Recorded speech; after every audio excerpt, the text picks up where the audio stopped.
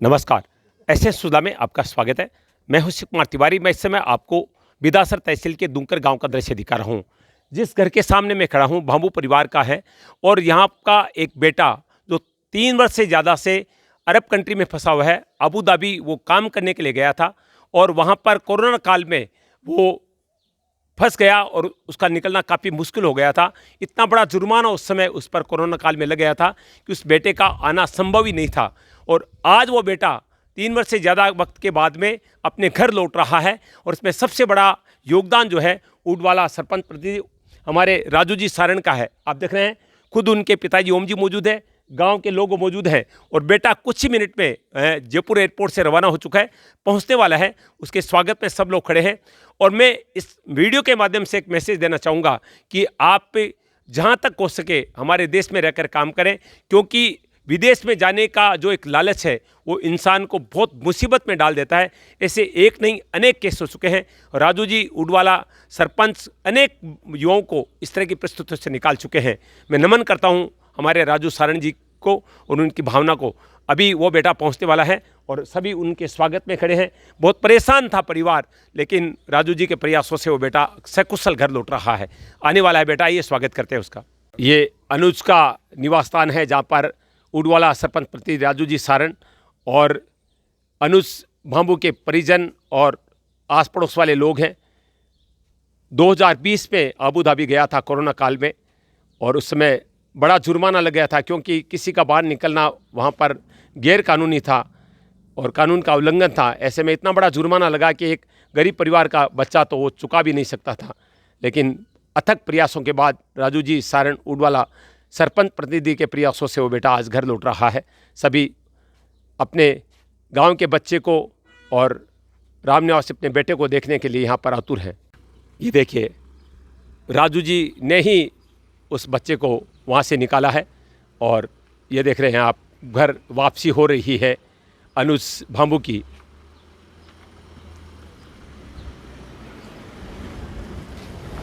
इस वीडियो के माध्यम से मैं आपसे निवेदन करूंगा कि कभी भी इस तरह के गलत लोगों के चक्कर में आकर आप विदेश जाने का सपना नहीं देखें। ये देखिए सभी स्वागत कर रहे हैं। भावुक हो रहा है, आप देख रहे हैं बेटा, क्योंकि 3 वर्ष से ज़्यादा हो गए हैं घर छोड़े हुए। सड़कों पर रातें गुजारी इस बेटे ने, लेकिन राजू जी के प्रयासों से आज वो सकुशल घर लौटा है। देखिए गांव वालों से परिजनों से मिल रहा है अनुज भांबू। एक युवा जो पैसा कमाने के लिए विदेश गया था, लेकिन उसके बाद में बहुत परेशानियों का सामना किया और आज सकुशल घर लौटा है। देखिए कितनी बड़ी संख्या में लोग उपस्थित हैं यहाँ पर और हर कोई ऊडवाला सरपंच प्रतिनिधि राजू राम जी सारण की सराहना कर रहा है, जिन्होंने बहुत पैसा भी खर्च किया और प्रयासों से इस बेटे को घर वापसी करवाई है। ओम प्रकाश जी भांबू का निवास स्थान है, जिनका बेटा अनुज लगभग 3 वर्ष से ज़्यादा से विदेश में फंसा हुआ था, जो आज घर लौटा है और परिजन बहुत ही खुश हैं। आज गांव के युवा और बच्चे भी अनु से मिलने के लिए आए हैं, क्योंकि 3 साल के बाद में विदेश फंसे रहने के बाद में आज घर लौटा है। माता पिता कितने प्रसन्न हैं निश्चित रूप से 3 वर्षों के बाद में विदेश में फंसे रहने के बाद, क्योंकि ऐसे मौक़ों पर माता पिता उम्मीद खो देते हैं कि अब कैसे होगा। और निश्चित रूप से राजू जी सारण भगवान बनकर आए और बेटे को सकुशल घर ले आए हैं। आप देख सकते हैं बहन माता पिता सभी बहुत प्रसन्न है। अनुज भाऊ का आप देख सकते हैं, ग्रामवासी भी बहुत ही खुश हैं। गांव के युवा गांव के बच्चे अनुज के सारे मित्र खुश हैं, मिलने के लिए आए हैं। आप देख सकते हैं घर में मेला सा लगा हुआ है, घर में उत्सव का सा माहौल है। मैं दुंकर गांव का दृश्य दिखा रहा हूं। ओम प्रकाश जी भांबू का बेटा जो कि 3 वर्ष से ज़्यादा से अरब कंट्री में फंसा था, अबू धाबी गया था कोरोना काल में और वहां पर किन परिस्थितियों में वो रहा, लेकिन कहते हैं कि जब समय अच्छा आता है तो अच्छा इंसान मिल जाता है। और हमारे राजू जी सारण जिनका बिजनेस पूरी दुनिया में है, तो दुबई में किसी काम से गए और वहाँ पर इस बेटे के बारे में जानकारी प्राप्त की। उसके बाद में निकालने का प्रयास शुरू किया और आज सकुशल अनुज अपने घर लौटा है। तो पहला कमेंट में सरपंच प्रतिनिधि ऊडवाला राजू जी से बातचीत करूंगा।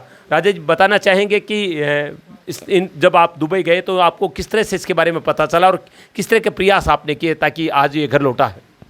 सर मैं जनवरी 2023 के अंदर दुबई गया था। तभी मेरे को मांगीलाल जी का फ़ोन आया कि हमारा क्या वहाँ एक एग्जीबिशन चल रहा था, एक प्रदर्शनी थी जो हम पीपी गारमेंट्स वगैरह बनाते हैं उसके हिसाब से। तो मांगीलाल जी का मैसेज आया, फ़ोन आया कि मैं इस तरीके से हमारे गांव का एक बच्चा जो है जिसको यहाँ से 3 महीने की वीज़ा पे दुबई गया हुआ था, और उस टाइम कोविड का सेकेंड लॉकडाउन चल रहा था, और क्वारंटाइन जनरली जो भी इंटरनेशनल ट्रेवल कर रहे थे उसको 14 दिन का क्वारंटाइन था। उस क्वारंटाइन के दौरान जो आसपास में जो साथी थे, जो रूम पार्टनर थे, उन्होंने अनुज को ऐसा बोला, हालांकि अपने यहाँ पे क्या उतना ट्रैकिंग फैसिलिटी नहीं था, वहाँ पे ट्रेसिंग था, जो सेफ्टी बेल्ट्स वगैरह बना के या रिफ्लेक्टिव वेस्ट बना दी थी, उसमें जीपीएस ट्रैकिंग था। तो यदि आप अपनी जगह से मूव करोगे इधर उधर तो आपको 50,000 दिरहम का फ़ाइन होता था। तो साथी दोस्तों ने ऐसा बोला कि कुछ नहीं होता है, हम इंडिया में करते हैं, वैसा ही करते हैं। इस तरीके से ये नया नया पहले फर्स्ट टाइम स्कूल छोड़ के गया हुआ था, और वो बेल्ट पहन के ही बाहर चला गया। तो जैसे ही मूव हुआ तो 50,000 दिरहम का फ़ाइन हो गया। अब जो बच्चा घर से 300 दिरहम का वीज़ा लगा के यहाँ से जाता है, जिसके पास में वर्क वीज़ा भी परमिट नहीं है, वो बच्चे को मतलब इतना पैसा भरना असमर्थ है। तो अनुज ने क्या किया, उसके बाद में जो साथी इसको लेके गया था, मैं किसी का नाम नहीं लेना चाहूँगा क्योंकि बहुत सारे अपने आसपास में ऐसे लोग हैं, ऐसे डीलर हैं जो यहाँ बैठे बैठे बच्चों से पैसा ले लेते हैं, घरवालों से, परिजनों से पैसा ले लेते हैं, और उसके बाद में जब वहाँ जाते हैं तब पता चलता है कि स्थिति कुछ और है। ले जाते हैं कारपेंटर का बोल के, करवाते हैं कंस्ट्रक्शन का काम, सारा दिन धूप में जलते हैं, पैसा कुछ देते नहीं। वापस जब एजेंट को या दलाल को किसी को पूछते हैं तो बोलते हैं हमारा काम तो भेजने का था, हमको पता नहीं आपने वीज़ा क्यों नहीं देखा, वीज़ा पे लिखा हुआ था। हालांकि अभी इंडियन एम्बेसी वगैरह है, हमारे यहाँ से इमिग्रेशन डिपार्टमेंट पहले वेरीफाई करता है ये सर ECR वगैरह, लेकिन तो भी रोज़गार के चक्कर में युवा जो है वो परेशान होता है तो चला जाता है यहाँ से। बट अनफॉर्चुनेटली जो अनुज के साथ हुआ वो किसी के साथ ना हो। बाद में मेरे पास जब फ़ोन आया तो मैंने पूरा फ़ाइन का डिटेल निकाला, कितना दंड है, कितना क्या हुआ। तो इनको 3 महीने हो गए थे। मैं जब गया था तभी तो ये 28 महीने तक रोड पे सो रहा था। स्थिति ये थी कि 28 महीने एक ब्लैंकेट लेके अपना रोड पे बिछा के ये बंदा सो रहा था, भूखा प्यासा। बारिश हो रही थी उस टाइम, दुबई में जो गल्फ़ में जनरली कम होती है, उस टाइम बारिश हो रही थी। बारिश में ये बच्चा भीगता हुआ मेरे को वीडियो कॉल किया था कि भाई जी ये स्थिति है। तो मेरे को मांगीलाल जी ने अवगत कराया। फिर मैं गया इनके पास में, जाके इनसे मिला। दुबई में मैं होटल में जहाँ पे रुका हुआ था, भाई को बोला आप यहाँ तक आ जाओ, यहाँ से मैं आके आपका बंदोबस्त करता हूँ। तो मेरे पास आ गए, मैंने मेरे साथ में रूम में रखा, होटल के रूम में अलग से एक सेपरेट रूम लिया। फिर काफ़ी इधर उधर जो भी जानकारी थी मेरी दुबई ऑफिस से, खुद उनके लोगों को मैंने इनके लगाया कि क्या प्रोसेस है, चेक करो। तब पता चला कि कोरोना का तो फ़ाइन है ही है, उसके अलावा वीज़ा एक्सपायर हो गई, उस वीज़ा का भी फ़ाइन है। और दुबई का कानून है कि हर महीने आपका पनिशमेंट जो है या दंड जो है या जो फ़ाइन जो है वो बढ़ता जाता है, डबल होता जाता है। इस तरीके से जब मैं इनसे मिला था तब अराउंड इसके 22 लाख रुपए का फ़ाइन हो चुका था। और धीरे धीरे अभी जनवरी 2023 के अंदर मैं जब गया, उसके बाद में इनको मेरा दोस्त समझो, मेरा एक बिज़नेस पार्टनर समझो, डीलर समझो, उनको मैंने इस तरीके से बताया कि भाई महराम अब्दुल्ला जिनका नाम था, उनको बताया कि इस तरीके से ये घटना हो गई, मेरा ये भाई है, इसकी आपको मदद करनी पड़ेगी। उन्होंने इसको रैन बसेरा दिया, खाने की व्यवस्था की। पिछले 6 महीने से सब कुछ खर्चा हमने वहन किया है। साथ साथ में इमिग्रेशन का, कोविड का, फ़ाइन का जो भी था वो पूरा क्लियर किया फ्री ऑफ कॉस्ट। हालांकि हम कैपेबल हैं, पैसे दे के भी ला सकते थे, लेकिन हमने सोचा कि गलती थी नहीं, किसी के कहने से चला गया इस तरीके से। इसलिए हम सबको ये सोचना चाहिए कि हम हमारे देश में जो यहाँ पे जो कर रहे हैं वो फ्रीडम ऑफ स्पीच की बातें करते हैं, हम सब खुली बात किसी से कैसे हंसी मजाक कर लेते हैं, लेकिन जैसे ही हम दूसरी कंट्रीज़ में जाते हैं उनके रूल रेगुलेशन हमको पता नहीं होता है, हम नए नए रोज़गार के हिसाब से चले जाते हैं। और ये घटना मेरे भाई अनुज के साथ हुई है। ऐसी घटना की पुनरावृत्ति ना हो। और सबसे मैं तो ये आपके माध्यम से सबको यही कहना चाहूँगा कि जाने से पहले अपने एरिया के आसपास का कोई भी आदमी जानकार हो, उससे एक बार पूछताछ कर ले, ये कौन सी कंपनी है, कैसी है, क्या है, ये एजेंट कैसा है, जिससे किसी आगे जाके ऐसी दोबारा कोई अनुज ना बने। बहुत अच्छी बात कही है कि विदेश जाने से पहले, क्योंकि कानूनन भी है, विदेशों में एग्रीमेंट होते हैं, उसके आधार पर आप अच्छा काम कर सकते हैं, लेकिन गलत एजेंट के चक्कर में नहीं पड़े। राजू जी बिल्कुल सही कह रहे हैं कि पहले पता कर लें कि जिस व्यक्ति के थ्रू मैं जा रहा हूँ क्या वो सही है, क्या उसके पास इस तरह का अधिकार है कि वो विदेश भेज सके। इसी चक्कर में बहुत सारे युवाओं ने अपनी ज़िंदगी ख़राब कर ली है। अब अनु से बातचीत करेंगे, जो काफ़ी भावुक आप देख रहे हैं, क्योंकि कितना समय पहले जानना चाहूँगा अनु, कितने कब गए थे आप, डेट क्या थी? 3 सितंबर 2020। अच्छा, ये बताइए कि आपके मन में ये सपना कब जागा कि मुझे विदेश जाना है, और फिर क्या हुआ आपके साथ? जी, मेरा एक दोस्त है, उसने मुझे बोला था कि दुबई आ जा, दुबई आ जा, बस उसके कहने पे मैं उधर चला गया था। जी। तो उसने बुलाया, फिर वो बोला इधर आ जा, काम लग जाएगा। मैंने उधर थोड़ा काम भी किया था, लेकिन मुझे सैलरी नहीं मिला, फिर वो कंपनी बंद हो गया और मेरा वीज़ा नहीं लगा, फिर मसला हो गया ये। और उसने यही कहा था कि आजा मार्केट चलते हैं, मेरे उस टाइम ट्रैकर बंधा था हाथ पे कि कुछ नहीं होगा। उस वजह से मेरा सीधा 50,000 दिरहम का फ़ाइन आ गया, तो तकरीबन इंडिया के 10-12 लाख रुपए बनते हैं। फिर उसका विजिट का फ़ाइन आ गया 3 साल से, वो भी करीब 68 लाख रुपीज़ थे, तो वो भी अभी 14 लाख रुपए, मतलब टोटल 22-24 लाख रुपए फ़ाइन हो गया था। तो फिर दादाजी से और राजू जी से बात होके इन्होंने सारा कराया। अच्छा, मैं जैसा अभी राजू बताया कि आपने सड़कों पर आते बिताई, क्या कैसे आपका जीवन बीता इतना समय, लंबा समय? बहुत मुश्किल से बीता, क्या बताए, खाना खाने का ना रहने का कुछ व्यवस्था नहीं थी, बस ऐसे ही होता था। कभी खाना किधर से कभी किधर से आ जाता बस। और सुरता ने भी 2-3 बार कैच किया था, लेकिन उन्होंने भी वापस छोड़ दिया, कुछ रिस्पॉन्स नहीं हुआ। और फिर जब भगवान स्वरूप सरपंच साहब को मिले, उसके बाद में आशाएं कितनी जागृत हो गई थी? उसके बाद मैं पूरा 100% सुरता के गाँव आ जाऊँगा, बस मुश्किल नहीं है। अच्छा, क्या संदेश देंगे जो युवा विदेश जाने का सपना देखते हैं, कमाने का सपना देखते हैं? बस मैं तो यही कहूँगा कि किसी एजेंट के चक्कर में ना पड़े। कोई एजेंट अच्छा हो तो जाए, नहीं एजेंट के चक्कर में जाए नहीं। बस ऐसा हो कि कंपनी से सीधा ऑफर आया है तभी जाए, नहीं एजेंट के चक्कर में ना ही जाए। बिल्कुल, आप सुन रहे हैं, कह रहे हैं कि इतने लंबे से लगभग 2 साल सड़कों पर रातें गुजारी, खाना तक नहीं मिला, और कभी इधर उधर से खाने की व्यवस्था की, और आज आप देख रहे हैं ये दुंकर का बेटा कुशल पूर्वक घर लौटा है, और इसमें उनका सबसे बड़ा मसीहा साबित हुए हैं हमारे उड़वाला के सरपंच प्रतिनिधि राजू जी सारण, जो किसी परिचय के मोहताज नहीं है। अनेक सामाजिक कार्य वो ऐसे ऐसे करते हैं जो समाज के लिए प्रेरणा बन जाते हैं। भाजपा पूर्व मंडल अध्यक्ष मांगीलाल जी भांबू हमारे साथ हैं, उनसे बातचीत करेंगे। मांगीलाल जी, कितनी खुशी हो रही है जिस तरह के प्रयासों से राजू जी सारण ने गांव के बेटे की आज घर वापसी करवाई है? आज बहुत ही अच्छी खुशी हो रही है। हम सबको पिछले 3 साल बहुत ही कठिन निकले थे। जिस दिन से ये पता चला कि हमारे पोते को वहाँ हो गया, तो उस दिन से नींद आनी भी बंद हो गई थी। और उस दिन से दिल्ली, जयपुर, जहाँ जहाँ हमने सिफारिश करने की कोशिश की, सब जगह सिफारिशें की, ताकि किसी न किसी तरह से वहाँ दूसरे देश में बैठे हुए अबोध बच्चा ही था, स्कूल से सीधा वहाँ चला गया था, कुछ जानता नहीं था, वहाँ रहने की कोई व्यवस्था नहीं थी। तो हमने खूब कोशिशें की, करते करते लास्ट में मेरे को दिल्ली में मैं था, कोई ऑप्शन बचा नहीं था। तो राजू जी मेरे काफ़ी लंबे टाइम से परिचित है, तो मैंने उनसे बात की, तो उन्होंने बताया मैं भी अबू धाबी आया हुआ हूँ। तो मैंने इनको पूरी व्यथा बताई, तो उन्होंने उसी दिन से तय दिल से लगन करके आज हमारे घर हमारे पोते को लेके आया है। इससे ज़्यादा खुशी और क्या बात हो सकती है।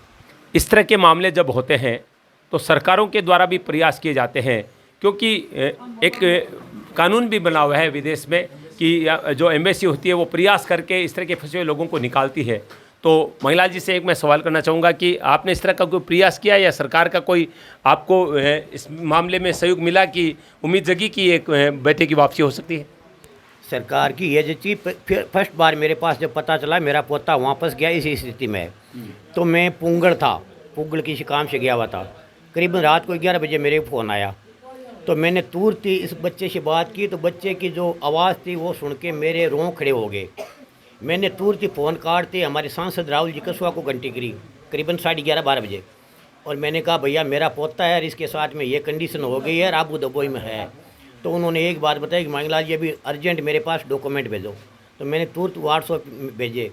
भेजने के 1 घंटा बाद में वापस एमपी साहब का कॉल आया कि आपके अनुज की रहने की व्यवस्था एमएसी भारतीय से संपर्क करवा दिया है, इसलिए वो दर दर की ठोकरें खाने की कोई ज़रूरत नहीं है। तो फिर उस रात मेरे को नींद नहीं आई।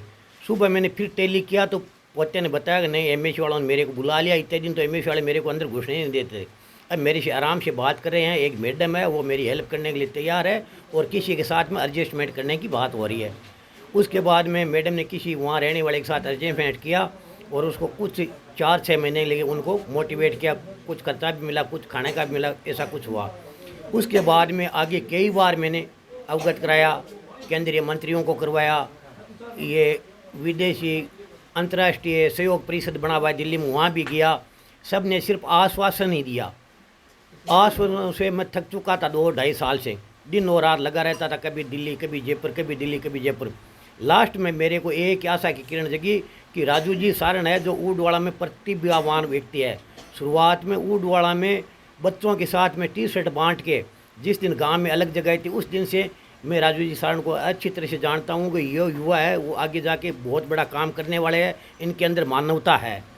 उस मानवता की याद मेरे को दिल्ली में आई और मैंने राजू राम जी से फ़ोन पे बात की, करते ही इनको बताया कि मेरा पोता है और भैया ऐसे फंस गया, मैं सब जगह देख लिया है।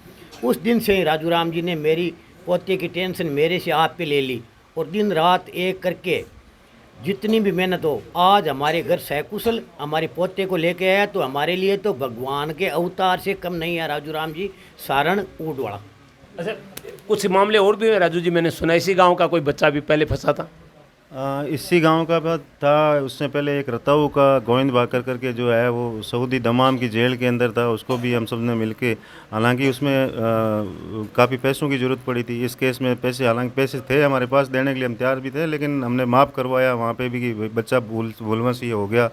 अब भूखा प्यासा था रूम के अंदर, उस चक्कर में बाहर तो निकलना ही पड़ेगा, अब उसको फाइन लगाओ, इस तरीके से बोल के और उनसे रिक्वेस्ट करी और इन्होंने किया।